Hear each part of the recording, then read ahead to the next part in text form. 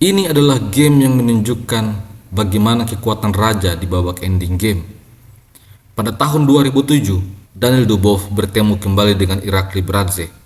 Kali ini, Daniel Dubov memegang buah hitam. Irakli Bradze memulai dengan E4, Dubov bertahan dengan pertahanan Sisilia. Setelah kuda F3, E6. Varian Prancis. Bradze langsung mendorong D4, pion makan pion, kuda makan pion. Setelah itu, Dubov mengimbangkan kuda F6, menekan pion E. Irakli Bradze menjaga pion dengan gajah.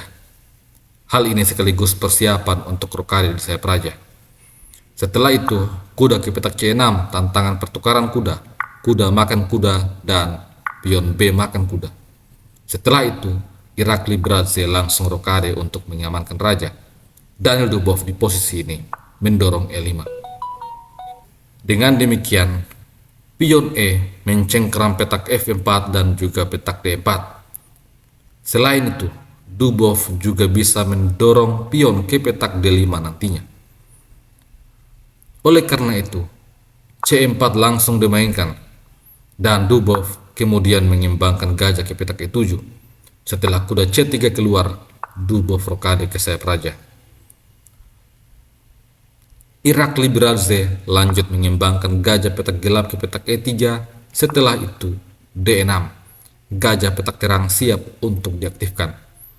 Oleh karena itu, Irakli Bradze menghindari serangan pada menteri. Dia mendorong F3. Gajah keluar ke petak E6. Langsung menyerang pion C, dibalas dengan menteri C2, menghubungkan kedua benteng. Di posisi ini, Daniel Dubov membawa kudanya ke petak H5, mulai aktif dan mengambil inisiatif untuk menyerang. Menteri ke petak D2 dimainkan oleh Bradze.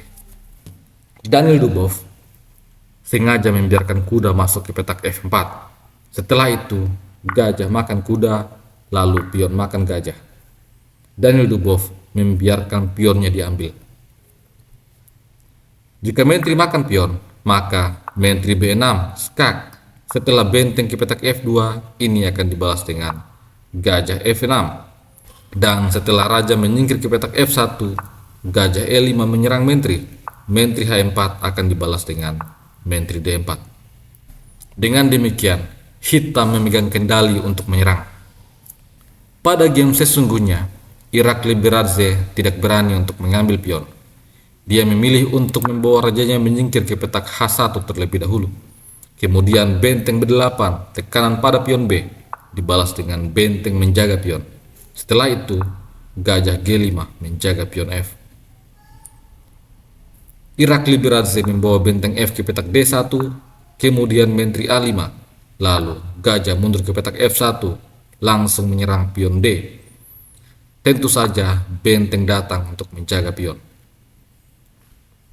Irakli Bradze menarik mundur menteri ke petak E1 dan menteri E5. Setelah itu, B3. Daniel Dubov menarik mundur gajah kembali ke petak F6 untuk menyerang kuda, namun benteng langsung datang untuk menjaga kuda. Setelah itu, Daniel Dubov langsung menyerang di sayap raja dengan dorongan pion H5. Di posisi ini, Irakli Bradze menarik mundur kuda ke petak E2. Sepertinya dia akan menjaga pertahanan. Daniel Dubov kemudian mendorong G6. Setelah itu, menteri D2, tambahan tekanan pada pion, tetapi G5. Dengan demikian, pion F terjaga dengan baik. Irakli Bradze kemudian membawa kudanya masuk ke petak D4 menyerang gajah, dan Dubov tidak menyelamatkan gajah petak terang. Dia memilih membawa benteng B ke petak C8 demi menjaga pion. Setelah itu, pion B4 didorong. Di posisi ini, Daniel Dubov akhirnya mengambil keputusan untuk menukar menteri dengan kuda. Setelah menteri makan menteri, gajah makan menteri, benteng makan gajah. Dubov selanjutnya mendorong C5, langsung memberikan tekanan pada pion. Pion makan pion, pion makan pion. Setelah itu, benteng mundur ke petak D3 dan Dubov langsung menukar benteng. Kemudian gajah makan benteng. Daniel Dubov kembali melanjutkan tekanan dengan membawa benteng menyerang gajah. Benteng C3 menjaga gajah dan Dubov langsung mengaktifkan raja. Di posisi ini, Irakli Beradze tidak menghentikan langkah Dubov untuk menyerang dengan rajanya. Dia juga mengaktifkan rajanya ke petak G1. Setelah itu, raja F6. Benteng A3 menyerang pion dan raja E5. Tentu saja jika benteng makan pion, maka gajah akan jatuh. Oleh karena itu, raja naik ke petak F2. Selanjutnya, benteng B8. Daniel Dubov sengaja memancing Beradze untuk mengambil pion. Namun, Beradze tidak terburu-buru. Dia terlebih dahulu menarik mundur gajahnya ke petak E2. Setelah itu, benteng B2. Putih menarik mundur rajanya ke petak F1, menghindari pining dari benteng. Dibalas dengan benteng C2, tekanan pada pion C.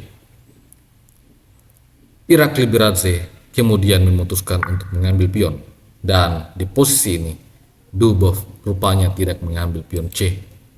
Dia memilih untuk membawa rajanya aktif masuk dalam menyerang. Irakli Beradze menilai ini adalah kesempatan untuk mendorong pion bebas. Akan tetapi, setelah raja E3, Irakli Beradze akhirnya menyerah.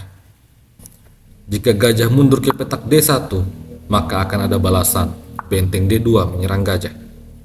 Dan jika gajah ke petak B3, ini akan dibalas dengan gajah makan pion, skak. Dan setelah gajah makan gajah, benteng D1, skakmat pun akan terjadi. Atau jika di posisi ini, raja ke petak E1 untuk menjaga gajah, ini akan dibalas dengan benteng makan pion, mengancam skakmat di langkah selanjutnya.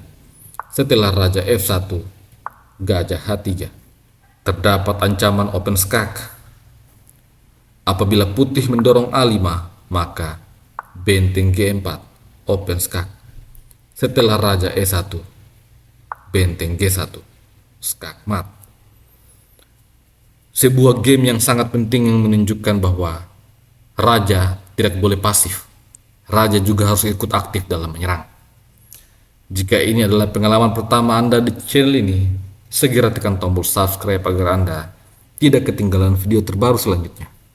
Salam Gens Unasumus.